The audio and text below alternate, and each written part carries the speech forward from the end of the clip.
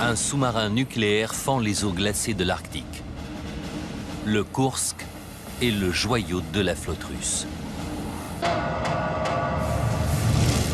Soudain, une explosion ravage l'avant du submersible, suivie quelques secondes plus tard par une deuxième. Le bateau se remplit d'eau et coule jusqu'au fond de l'océan. Comment une telle catastrophe a-t-elle pu se produire? En théorie, le Kursk ne pouvait pas sombrer. Grâce à la simulation informatique, nous allons vous montrer ce qui a provoqué le naufrage d'un sous-marin nucléaire, pourtant à la pointe de la technologie. Les catastrophes sont rarement le fruit du hasard. Elles résultent souvent d'un enchaînement d'événements malheureux que nous allons tenter de reconstituer dans cette minute de vérité.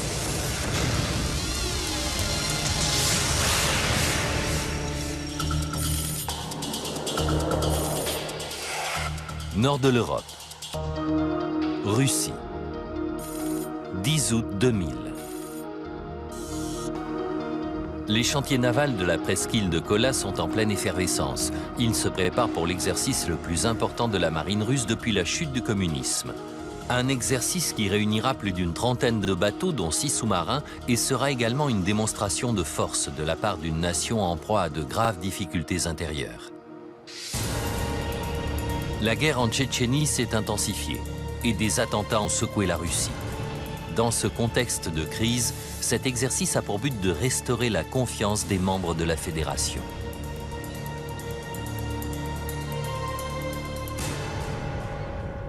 « 21h. Dans le chantier naval hautement surveillé Zapadnaya Lista, le K-141 Kursk fait l'objet d'une dernière inspection. Conçu pour attaquer les groupes aéronavals ennemis, il est à la pointe de la défense russe. Avec ses 150 mètres de long pour une hauteur de 6 étages, ce sous-marin propulsé par 2 réacteurs nucléaires est 2 fois plus gros qu'un avion de ligne. Sa double coque unique en son genre et ses 9 compartiments étanches lui permettent d'encaisser l'explosion d'une torpille. Le lieutenant de vaisseau Dimitri Kolesnikov grille une dernière cigarette avant d'embarquer. Il fête son 27e anniversaire et son épouse Olga lui manque. Olga et lui se sont mariés il y a tout juste 4 mois. Nous nous sommes mariés en avril 2000, très modestement car il fallait faire vite. Peu après leur mariage, Dimitri a emmené sa jeune épouse visiter le Kursk pour qu'elle ait autant confiance que lui dans ce sous-marin. Je ne m'attendais pas à ce qu'un sous-marin soit si énorme. La visite guidée inclut le compartiment des torpilles. Puis le poste central navigation opération, le PCNO. Sur l'arrière du bateau, Dimitri montre à Olga le poste de conduite propulsion, où il officie. Viennent ensuite des lieux plus inattendus, comme le sauna et la piscine. Olga comprend alors pourquoi son mari est si heureux à bord. On pouvait effectivement aimer ce bateau. Le Kursk est équipé de 2 sas de sauvetage individuels et d'un 3e, assez vaste pour évacuer l'ensemble de l'équipage en une fois. Olga est rassurée. Dimitri va embarquer à bord d'un des sous-marins russes les plus sûrs de l'histoire. À 21h30, Dimitri rejoint les autres membres de l'équipage. Cette mission n'est qu'un exercice de 5 jours, mais le Kursk et son équipage sont quasiment parés pour un combat réel et le sous-marin regorge d'armes. 24 missiles de croisière sont logés dans des silos répartis de chaque côté du massif. Et à la proue se trouve le compartiment des torpilles. Il y a là 6 tubes lance-torpilles et de quoi abriter 24 torpilles. Pour cette mission, l'équipage s'est adjoint les services de Mamed Gadjiev, un spécialiste qui doit procéder à des essais sur des batteries expérimentales pour torpilles. Il est originaire du Daghestan, une région frontalière de la Tchétchénie. À 22h30, dans la pâle lumière d'une soirée d'été dans l'Arctique, le Kursk appareille. Vendredi 11 août. Dans la mer de Barents, à 140 km des côtes, L'exercice des forces navales bat son plein. Le Koursk participe à une simulation d'offensive, des navires russes jouant le rôle de cibles ennemies. Son commandant est le capitaine de vaisseau Gennady Lyachin, un pur produit du système soviétique et un des hommes les plus expérimentés de la marine russe. 14 heures. L'équipage s'apprête à tirer un missile de croisière contre sa cible, le Pierre le Grand, le vaisseau amiral de la flotte du Nord.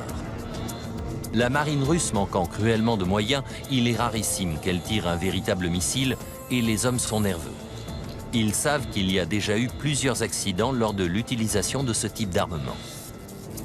En 1989, le Komsomolets avait été victime d'un incendie de carburant de missile dans un silo.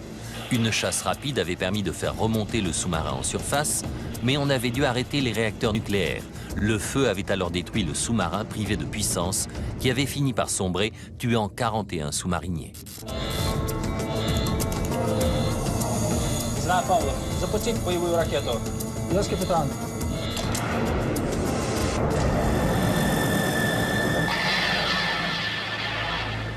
Une fois le tir effectué, le Koursk disparaît à nouveau dans l'océan.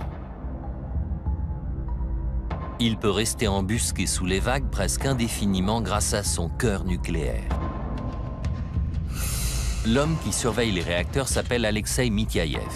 C'est sa première mission à bord, mais malgré son manque d'expérience, il a parfaitement conscience de l'importance des responsabilités qui pèsent sur ses épaules. À la moindre alerte, il devra s'enfermer dans son compartiment et partager le même sort que les deux réacteurs.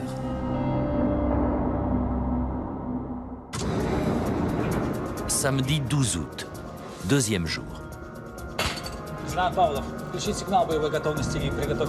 Le Koursk est prêt à entamer la dernière phase de sa mission, tirer 2 torpilles d'exercice contre le groupe aéronaval ennemi. À 11 h du matin, le commandant donne l'ordre de préparer le tube lance-torpille numéro 4.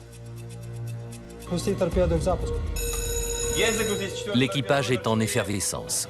Cela fait près de 2 ans que le Koursk n'a pas tiré de torpille. Cette arme d'exercice mesure 65 cm de diamètre pour 11 mètres de long et pèse 4,5 tonnes. L'équipage appelle ces gros engins Tolstushka, les grosses filles.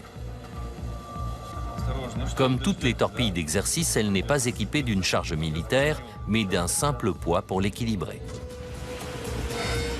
11h08. Gennady Lyachin a décidé de lancer son attaque à l'immersion périscopique. Il cherche les navires ennemis et repère bientôt sa cible. Après s'être assuré qu'il s'agit bien du Pierre le Grand, il poursuit la procédure. Il demande un écho-sonar pour évaluer la distance par rapport à la cible.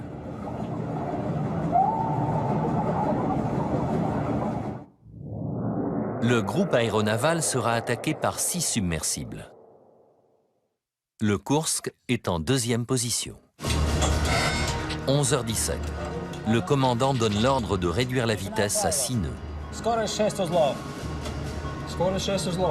L'ordre parvient à l'arrière du submersible où, dans le poste de conduite-propulsion, Dimitri Kolesnikov sait qu'une vitesse oscillante ne peut que correspondre au moment du tir d'une torpille.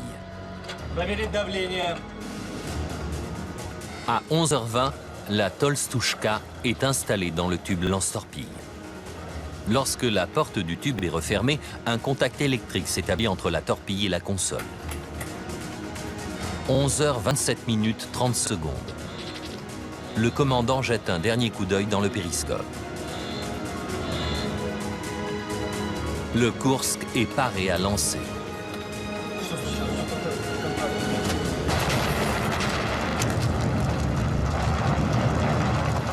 Une onde de choc dévaste le poste central navigation-opération. Les hommes sont projetés au sol et une fumée toxique envahit le local. Le Koursk est dans une situation critique.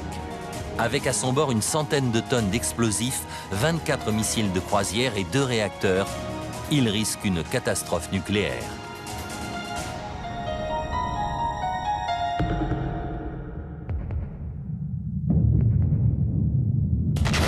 L'explosion survenue dans le compartiment des torpilles s'est répercutée à travers une partie de la structure et elle a été perçue jusqu'à l'arrière du sous-marin. Bien que grièvement blessé, Gennady Lyachin sait que le seul moyen de sauver son bateau consiste à faire surface aussi vite que possible. Il donne l'ordre d'effectuer une chasse rapide. Mais il n'y a plus personne pour l'exécuter. À 70 mètres du lieu de l'explosion, dans la salle de contrôle des réacteurs, Alexei Mitiaïev réagit comme on le lui a appris. Le jeune sous-marinier commence par vérifier si les réacteurs ont été endommagés. Il constate rapidement que tous deux fonctionnent normalement, du moins pour l'instant. Il sait que ces deux éléments sont séparés de la coque par des amortisseurs capables d'encaisser un choc égal à 50 fois la gravité en surface. En revanche, si tout l'arsenal du Kursk vient à exploser, les amortisseurs ne seront d'aucune utilité. Dans une telle éventualité, le sous-marin deviendrait la plus grosse bombe sale de l'histoire. Alexei s'enferme dans son compartiment. Il tente de joindre le PCNO, mais sans succès. À l'arrière du sous-marin, dans le poste de conduite de propulsion, Dimitri Kolesnikov donne l'ordre de vérifier tous les systèmes. Il sait que l'heure est grave. Pourquoi ne sent-il pas le mouvement ascensionnel de la chasse rapide? Dans la salle de contrôle des réacteurs, Alexei est confronté à un dilemme terrible. Il doit impérativement donner de la puissance pour les manœuvres ordonnées par le commandant, tout en se tenant prêt à arrêter les réacteurs pour éviter un accident nucléaire. Une mauvaise décision de sa part et c'est tout l'équipage qui se retrouvera en danger. Au PCNO, l'air extrêmement chaud regorge de vapeur toxique. Le commandant et la plupart des hommes sont morts. Ne recevant aucune consigne de son supérieur, Alexei s'apprête à arrêter les réacteurs.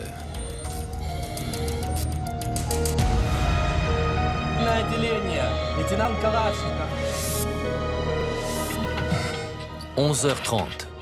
135 secondes après la première explosion, une autre déflagration déchire l'avant du Kursk.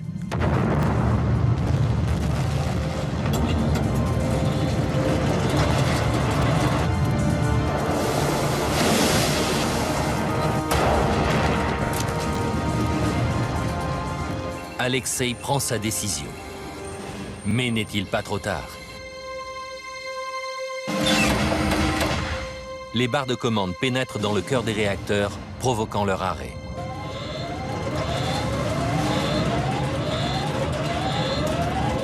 Dimitri et ses hommes restent à terre, là où ils sont tombés, attendant l'impact désormais inévitable sur le fond.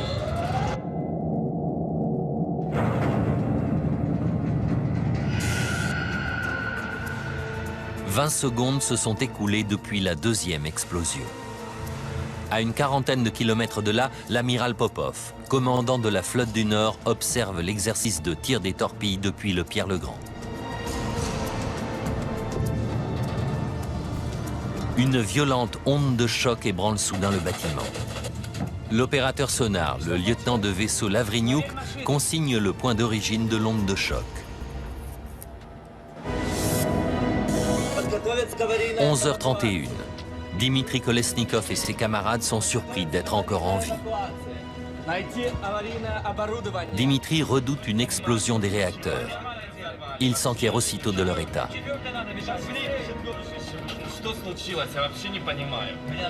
À son plus grand soulagement, il apprend qu'ils ont été arrêtés d'urgence. Tout risque d'accident nucléaire est écarté, mais ces hommes savent qu'ils vont devoir livrer un combat désespéré pour survivre. Du haut de ses 27 ans, Dimitri Kolesnikov prend le commandement du Kursk. Compte tenu de l'ampleur des dégâts, les hommes savent qu'ils ne pourront pas atteindre le sas de sauvetage du massif. Le seul moyen de sortir est le sas arrière du sous-marin.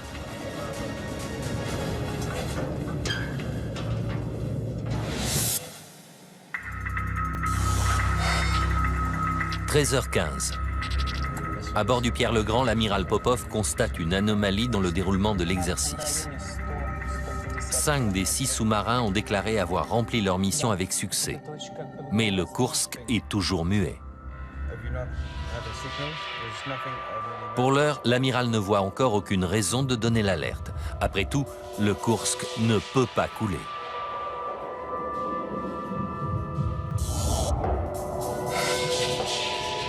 « 13h30, 2 heures après les explosions.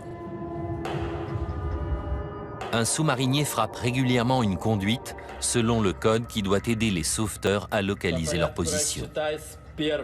Pendant ce temps, Dimitri Kolesnikov fait l'appel et note le nom de chacun des survivants.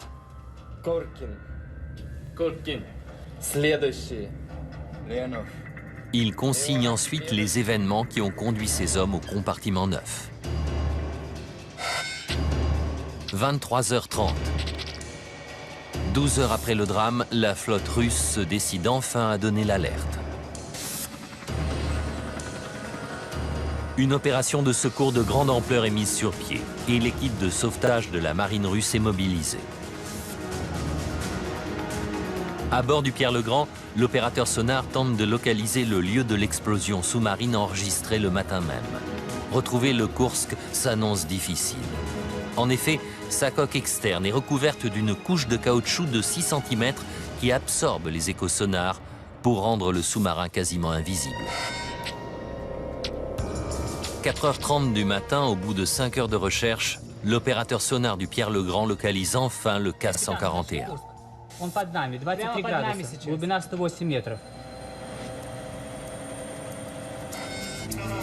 Lundi 14 août. La nouvelle de la catastrophe se répand dans toute la Russie. En fin de journée, j'ai compris qu'un drame avait eu lieu. On se demandait dans quel hôpital on allait le conduire. On a préparé des vêtements chauds, des médicaments. Tout le monde voulait donner un coup de main. En apprenant la nouvelle, le père de Dimitri, dans la marine depuis 40 ans, exhorte tout le monde à la prudence. Je savais dès le départ que les chances de survie étaient minimes. Le plus important était d'acheminer le matériel. La Russie dispose de 2 sous-marins de surveillance sophistiqués susceptibles de fournir un soutien à l'équipe de sauvetage, mais ils sont indisponibles. Ils ont été loués pour participer à une expédition sur l'épave du Titanic à 5500 km de là. L'opération sera donc effectuée par les 3 submersibles restants. Hélas, n'ayant guère été entretenus, ils sont en piètre état et leur équipage manque d'entraînement. Ils tentent malgré tout de s'accoler au Kursk. Mais aucun d'eux ne parvient à s'arrimer de manière étanche au sas. Et la tentative se solde par un échec. Le monde entier suit désormais les opérations de sauvetage. Sous la pression internationale, les Russes demandent à une équipe britannico-norvégienne d'organiser une mission de secours. À 7h45, le matin du lundi 21 août, 9 jours après le naufrage, des plongeurs parviennent enfin à ouvrir le sas de sauvetage. À l'autre bout de ce combi de 2 mètres de long se trouve l'accès au compartiment 9. Se pourrait-il que des marins soient encore en vie, ayant pu trouver une poche d'air à l'arrière du sous-marin? C'est la question qui tenaille les premiers plongeurs arrivés sur les lieux. Au moment où ils actionnent les coutilles supérieures du sas, le monde entier retient son souffle. Mais lorsqu'ils ouvrent les coutilles inférieures, ils constatent que l'intérieur du sous-marin est inondé.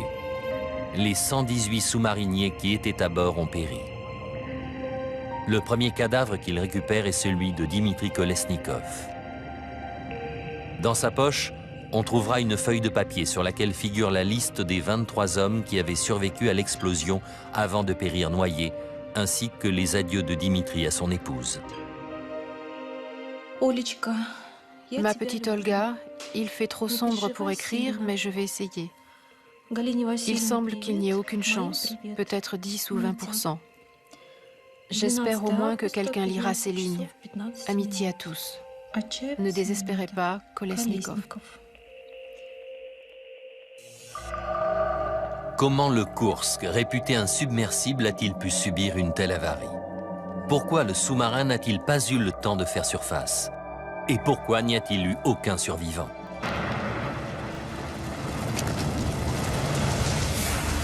En retraçant le fil des événements qui ont conduit à ce jour fatidique et en analysant en détail l'enquête qui a été faite, nous allons vous révéler ce qui est vraiment arrivé au Kursk et à son équipage.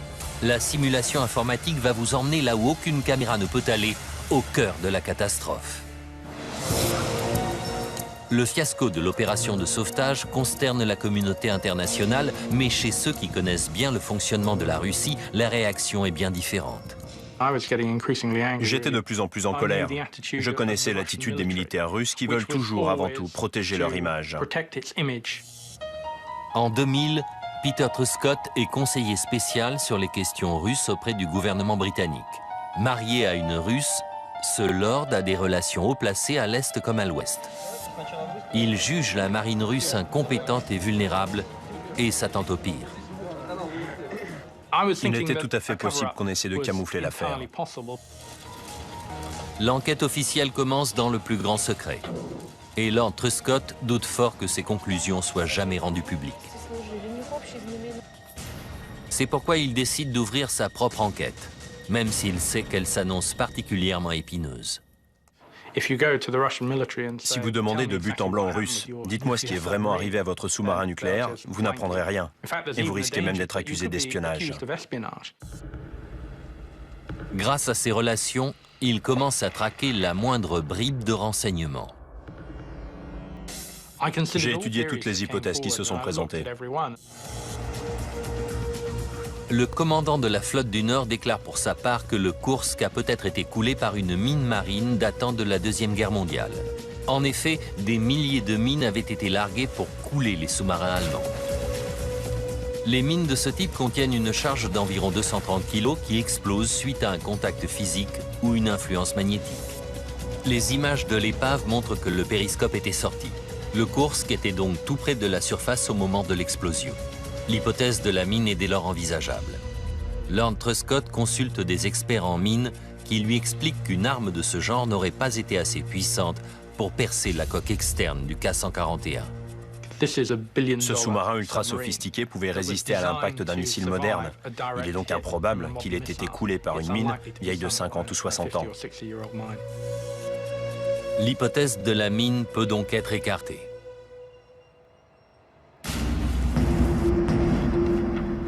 Deux jours après le drame, Lord Truscott voit surgir une autre hypothèse, l'acte terroriste. D'après une agence de presse tchétchène, un membre de l'équipage aurait fait sauter le Kursk en soutien aux combattants musulmans de Tchétchénie. Des soldats russes se faisaient tuer en Tchétchénie. On parlait du terrorisme tchétchène. Alors quand le Kursk a coulé, les gens se sont demandé s'il pouvait s'agir d'un attentat. Qui avait accès à l'avant du sous-marin? Et qui aurait pu avoir des raisons d'y dissimuler une bombe? Il y avait à bord deux hommes venant de territoires musulmans et l'un d'eux avait accès au compartiment des torpilles. L'attention se concentre alors sur Mamed Gadjiev. Peter Truscott découvre qu'il s'était porté volontaire pour étudier les batteries des torpilles, ce qui lui permettait d'être tout à l'avant du sous-marin. A-t-il commis un attentat suicide? Le Britannique se renseigne sur le jeune homme. Ces hommes travaillaient avec des armes particulièrement secrètes. En me renseignant sur le passé de Mamed Gadjiev, j'ai découvert que c'était un sous-marinier efficace et fidèle. Il n'y avait donc aucune raison de croire qu'il s'agissait d'une opération terroriste planifiée. Il semble évident que la présence du jeune homme à bord a été utilisée à des fins de propagande. L'hypothèse du terrorisme est donc à son tour rejetée. Le mystère reste entier. La marine russe avance alors une nouvelle théorie. Il s'agirait d'une collision avec un sous-marin étranger. Les Russes savent que la flotte du Nord n'était pas seule en mer de Barents au moment du naufrage. Au moins 2 sous-marins de l'OTAN espionnaient l'exercice. Peter Truscott découvre que ce jeu du chat et de la souris se solde régulièrement par des collisions sous-marines. La marine russe a ainsi répertorié 25 accidents depuis 1967. Ses contacts apprennent à Lord Truscott que la Royal Navy britannique pense que le Kursk a bien été victime d'une collision de ce genre. L'hypothèse numéro 1, c'était que le Kursk avait percuté un sous-marin américain et coulé. Mais aucune preuve ne vient étayer cette version des faits. C'est alors que la marine russe diffuse une photo satellite du sous-marin américain USS Memphis, hacké dans un chantier naval militaire de Norvège, 7 jours après le naufrage du Kursk. Pour les Russes, c'est la preuve que le Memphis a été endommagé suite à la collision.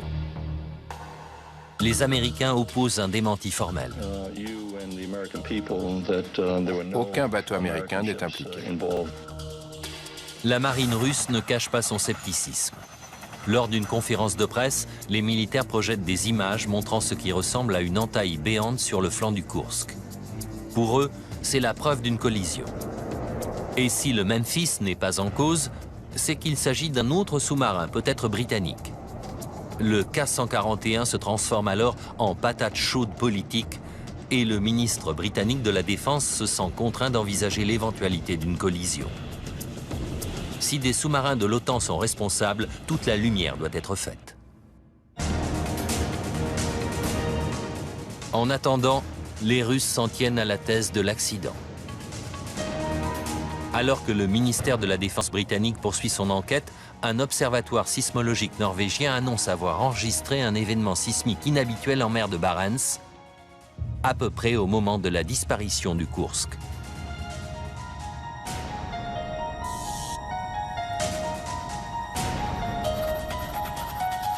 L'écho de l'agonie du K-141 apportera-t-il la preuve qu'il y a eu collision? Le gouvernement britannique se procure ces données capitales et les envoie au sismologue David Bowers. Les renseignements contenus dans ce sismographe sont remarquables. L'expert compare la forme de cet événement à une base de données d'autres signaux sismiques. Elle ne correspond en rien au tracé d'un tremblement de terre ou d'une collision. Elle indique une explosion sous-marine. Une explosion très puissante, l'équivalent d'environ 5 tonnes de TNT. Le scientifique poursuit son analyse en remontant dans le temps. Et ici, 135 secondes auparavant, il découvre un autre événement sismique, presque invisible dans le bruit de fond. Il est 100 fois plus réduit que l'événement numéro 2, mais suffisant malgré tout pour être repéré à plus de 400 km. Et si la marine russe avait vu juste? Si cette trace indiquait bien une collision qui serait à l'origine de la deuxième explosion plus violente? David Bowers analyse la forme du premier événement. En l'agrandissant pour que sa taille égale celle du deuxième, il trouve l'indice qu'il cherchait. Si on compare le signal du deuxième événement avec celui du premier, il s'avère très similaire, ce qui nous amène à conclure que le premier indique aussi une explosion sous-marine. Cette première déflagration était environ 100 fois moins puissante que la deuxième, l'équivalent d'une 50aine de kilos de TNT. Pour lui, il ne fait aucun doute que ces deux anomalies correspondent à des explosions sous-marines. L'OTAN est innocentée. Et la marine russe est obligée de reconnaître que le naufrage du Kursk n'est pas dû à une collision. Les enquêteurs doivent maintenant trouver une explication non pas à une, mais à deux explosions. Il y avait eu 2 explosions, mais ce qui était très frustrant, c'est que les indices physiques gisaient au fond de la mer de Barents, hors d'atteinte. Craignant les retombées politiques du désastre, le président Vladimir Poutine donne l'ordre de renflouer le sous-marin. Ce sera l'une des opérations de renflouement les plus audacieuses de l'histoire.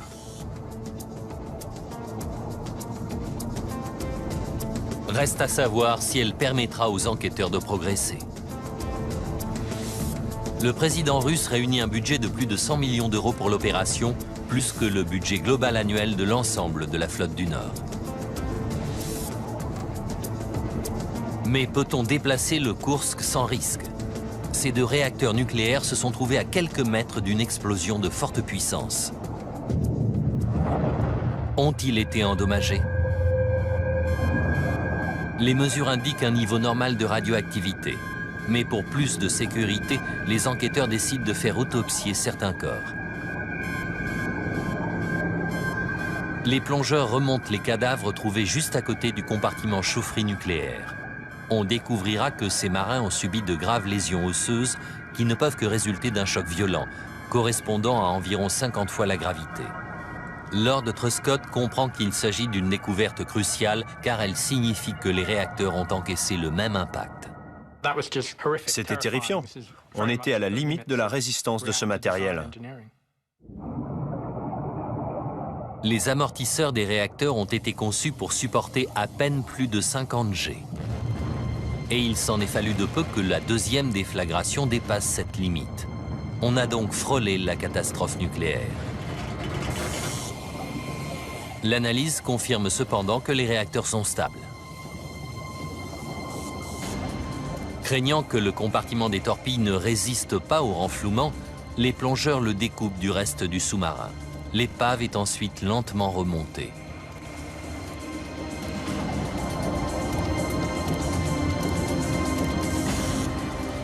« 14 mois après son naufrage, le K-141 est remorqué jusqu'à un chantier naval de la presqu'île de Kola. Il faudra aux enquêteurs 4 jours pour vidanger le sous-marin sans détruire les indices qui s'y trouvent. Des spécialistes de la police scientifique commencent ensuite à passer l'immense épave au peigne fin. Le premier défi qu'ils doivent relever est d'identifier la cause de dégâts d'une telle ampleur. Ayant rapidement constaté que tous les missiles de croisière étaient intacts, ils s'intéressent aux torpilles. Bien que le compartiment des torpilles soit resté au fond de la mer, en analysant la répartition des dégâts sur l'épave, les enquêteurs parviennent à établir que 5 à 7 torpilles ont explosé presque simultanément. Cela correspond à la déflagration de 4,5 tonnes indiquée sur le sismogramme. Peter Truscott est convaincu qu'il s'agit là de la cause de la deuxième explosion.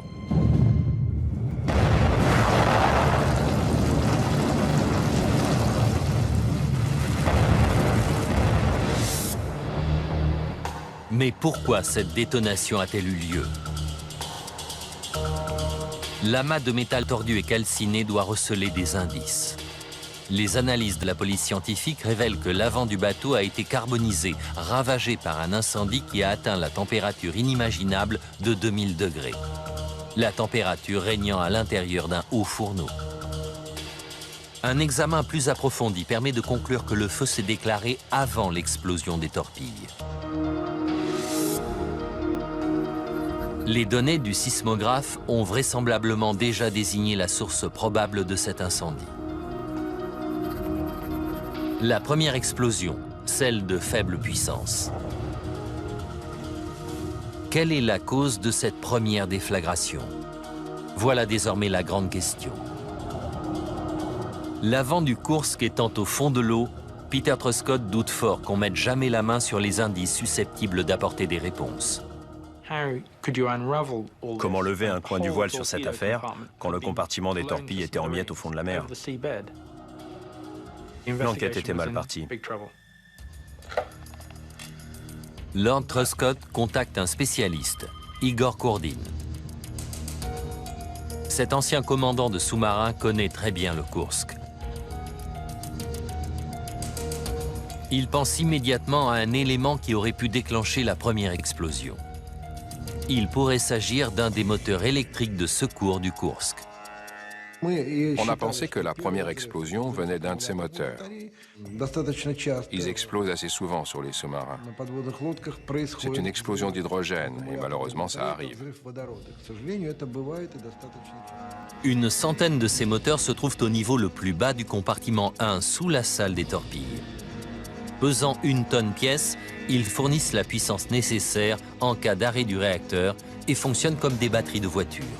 En se rechargeant, ils dégagent de l'hydrogène et en cas de fuite, il y a un risque d'explosion. Ces moteurs de secours représentent donc une menace potentielle à bord de tous les sous-marins.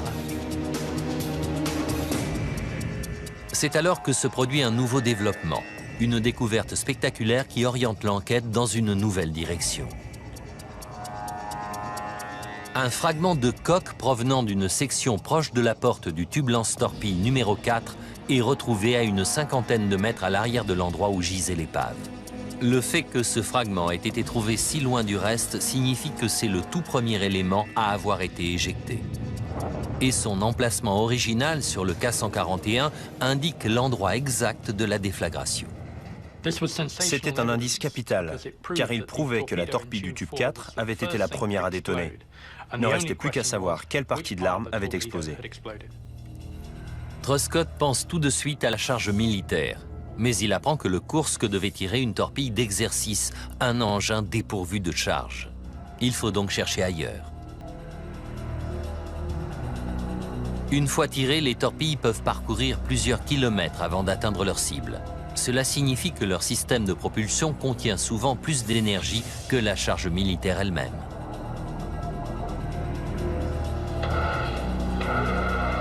Lord Truscott s'intéresse donc au système de propulsion.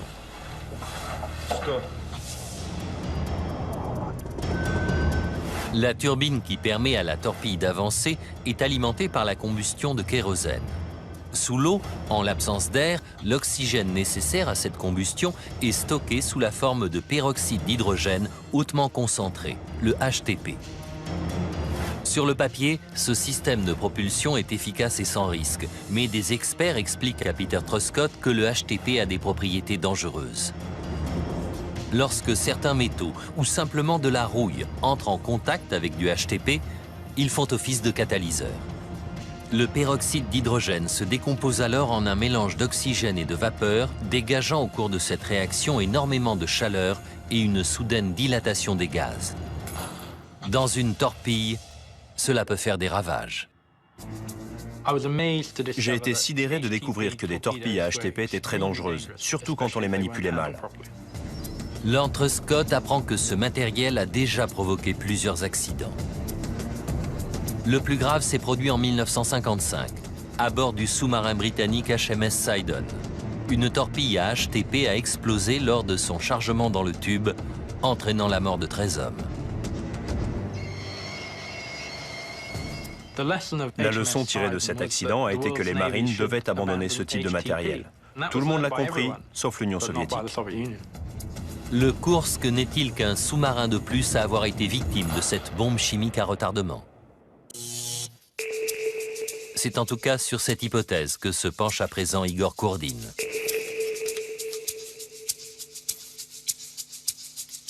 Il commence par calculer la puissance approximative du système de propulsion. Résultat, entre 50 et 100 kg de TNT, soit à peu près la puissance enregistrée par le sismographe. Ces chiffres indiquent qu'un accident lié au peroxyde d'hydrogène est des plus probables. Mais Igor Kourdin sait que toutes ces armes sont munies de systèmes de sécurité dont le but est d'empêcher un excès de pressurisation intérieure. Ces systèmes ont-ils été endommagés? Grâce à ces relations, Igor Kourdin obtient le carnet d'entretien des torpilles d'exercice du Kursk et ce qu'il découvre le sidère. Ces torpilles provenaient d'un lot de 10 fabriqués en 1990. 6 avaient été aussitôt refusés car présentant des soudures défectueuses. Mais les soudures sur les armes d'exercice n'avaient jamais été vérifiées. On estimait que la chose n'était pas nécessaire puisque les torpilles n'étaient pas équipées de charge militaire. Igor Kourdin en conclut qu'une soudure mal faite a vraisemblablement conduit à une fuite de HTP sur une torpille d'exercice. Mais encore faut-il en apporter la preuve. Une recherche longue et minutieuse parmi les milliers de fragments de l'épave du Kursk finit par porter ses fruits. Certains morceaux de torpilles et de tubes présentent des distorsions et des dégâts dus à la chaleur. La torpille aurait apparemment explosé suite à une fuite apparue à mi-longueur, juste au niveau d'une soudure.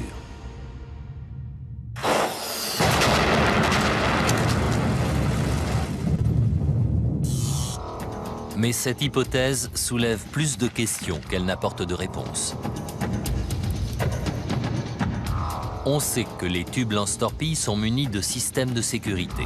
Leur porte intérieure est 3 fois plus résistante que leur porte extérieure. En cas d'explosion à l'intérieur du tube, la déflagration est ainsi canalisée vers l'océan et non vers l'intérieur du sous-marin. Autre problème, la puissance limitée de l'explosion du HTP n'aurait pas pu traverser la cloison séparant le compartiment des torpilles du PCNO, le poste central navigation opération. C'était incompréhensible. La puissance de la première onde de choc avait fait perdre conscience à tout le personnel du compartiment 2.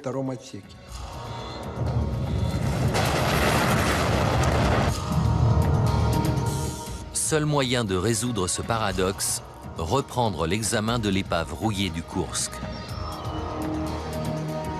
Les spécialistes de la police scientifique finissent par retrouver la porte intérieure du tube lance-torpille encastré dans la première cloison, 12 mètres en arrière de son emplacement d'origine. Son analyse montre que si la porte était bien fermée au moment de l'explosion, elle n'était pas complètement verrouillée, ce qui a nui à sa résistance. Fort de sa longue expérience, Igor Kordin croit savoir pourquoi cette porte n'était pas verrouillée.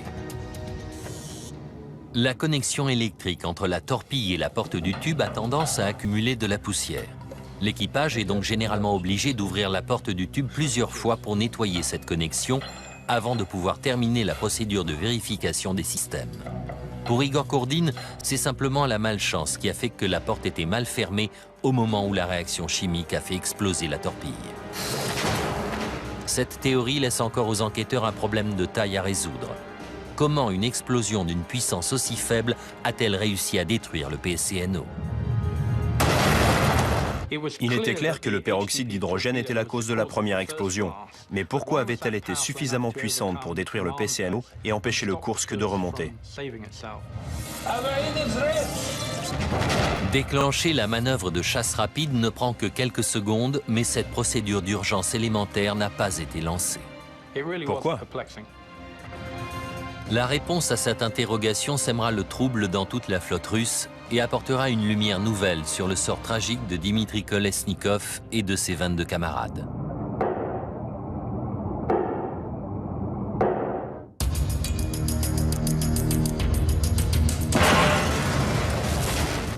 Il est désormais établi que c'est une soudure défectueuse qui a provoqué la première explosion, celle d'une torpille. La cloison aurait dû contenir la déflagration, mais cela n'a pas été le cas. Une fois de plus, Peter Truscott consulte Igor Kordin. Ce dernier sait que la cloison séparant les deux premiers compartiments aurait largement dû pouvoir contenir l'explosion dans le compartiment avant. Il cherche des défauts éventuels de conception sur l'avant du K-141. Très vite, ses soupçons se portent sur le système de ventilation. Un conduit de 40 cm de diamètre court le long des 4 premiers compartiments. Il traverse donc plusieurs cloisons renforcées alors qu'il est lui-même fabriqué dans un alliage de faible résistance. C'est un conduit de ventilation traditionnel, comme celui d'une maison ou d'un bureau. Et lors de l'explosion, il a aussitôt éclaté. C'est à travers ce conduit que l'onde de choc de la première explosion s'est propagée jusqu'au PCNO. Et la pièce s'est retrouvée en proie au feu et aux fumées toxiques. Avant même d'avoir le temps d'appuyer sur le bouton d'alarme, ils ont été terrassés par le feu et par la fumée.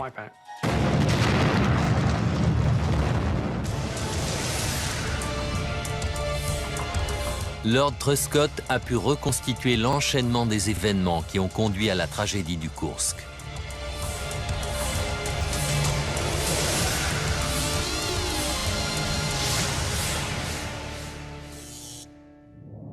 « 12 août 2000. H-5 minutes et 30 secondes. Le Kursk se prépare à tirer une torpille d'exercice contre le Pierre-le-Grand. Tandis que le sous-marin manœuvre, à l'avant, le peroxyde d'hydrogène d'une torpille fuit dans le tube lance-torpille et une flaque se forme. L'équipage ouvre la porte du tube pour nettoyer la connexion électrique. H-135 secondes. Le liquide entre en contact avec un point de rouille et le gaz qui s'en échappe se dilate instantanément. Ce pic de pression fait exploser l'enveloppe de la torpille, éventrant le réservoir de kérosène. La vapeur brûlante enflamme le combustible qui consume l'oxygène libéré par la réaction chimique. Une boule de feu ravage le compartiment des torpilles, tuant tous les hommes présents. Les flammes s'engouffrent dans le conduit de ventilation et atteignent le PCNO. De l'eau de mer s'infiltrant par le tube lance-torpille, le Kursk commence à plonger. 21 torpilles sont dangereusement chauffées par un incendie alimenté par 500 litres de carburant. Lorsque la température intérieure des charges militaires atteindra 400 degrés, ces dernières exploseront à leur tour. 11h30 et 15 secondes. C'est le drame. En moins d'un cinquième de seconde, 5 à 7 torpilles explosent. La déflagration traverse les cloisons étanches du Kursk et se propage vers les réacteurs nucléaires. Les amortisseurs encaissent la déflagration de 50 G et les cloisons stoppent l'onde de choc. Les barres de commande s'enfoncent dans le cœur des deux réacteurs, provoquant leur arrêt. Pendant ce temps, à l'avant, la coque est soumise à une contrainte qui dépasse largement ses limites. Malgré ses 5 cm d'épaisseur, le tube lance-torpille en acier explose. L'eau s'engouffre alors à l'intérieur du sous-marin. Quelques minutes après la première explosion, le joyau de la flotte du Nord n'est plus qu'une épave au fond de la mer de Barents. Le Kursk devient le tombeau de ses 118 sous-mariniers.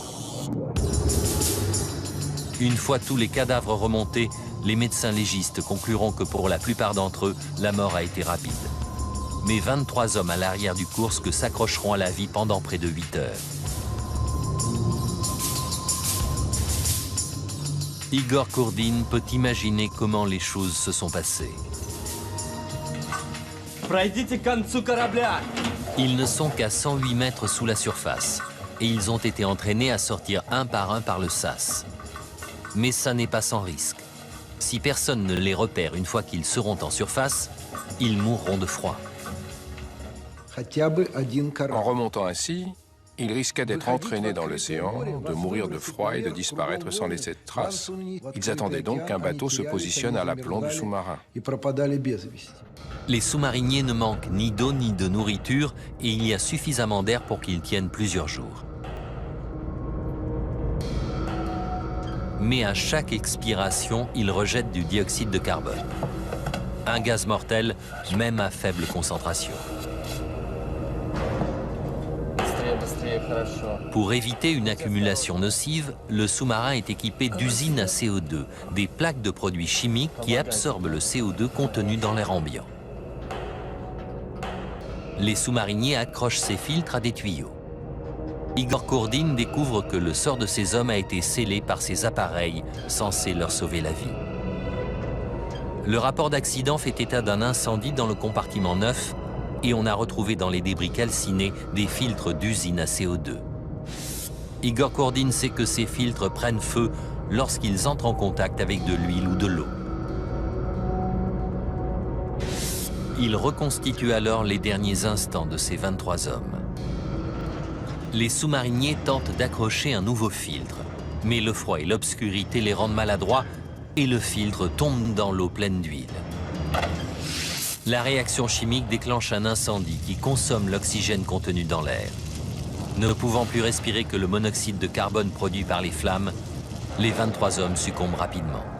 D'un certain côté, je suis fière de Dimitri, car dans ces circonstances terribles, il a réussi à garder son sang-froid, à ne pas perdre la maîtrise de lui-même et de ses collègues.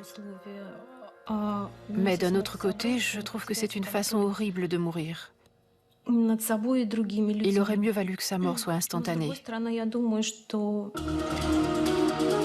Suite à ce drame, la marine russe a retiré toutes les torpilles à HTP de ses sous-marins, mais le rapport officiel n'a désigné aucun responsable.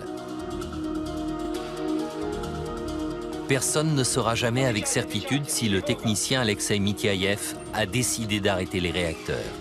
S'il l'a fait, cet acte héroïque a peut-être évité un nouveau Tchernobyl. Les corps de la plupart des sous-mariniers ont été rendus à leurs familles et un mémorial a été élevé à Saint-Pétersbourg en leur mémoire. Le désastre du Koursk est souvent présenté comme une métaphore de la décrépitude de l'Union soviétique. Mais pour moi, le courage de son équipage est un signe d'espoir pour l'avenir de la Russie.